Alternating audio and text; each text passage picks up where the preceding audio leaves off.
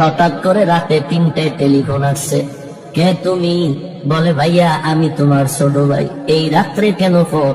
আমারে চৌরাস্তায় একদল গুন্ডারা আমারে ধরছে। বড় ভাই কাঁচা ঘুমের মধ্যে একটা লাফ দিয়ে দৌড় দিছে, আয় দাঁড়া আমি আসতেছি।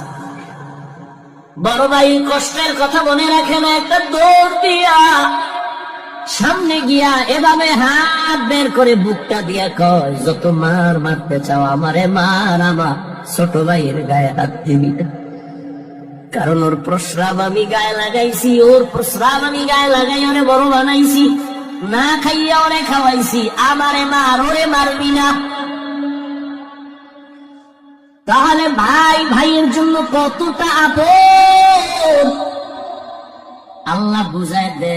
কিয়ামতের দিন এত কলিজার আপন ভাইটাও কোনো পরিচয় দিবে না, পালাতে থাকবে।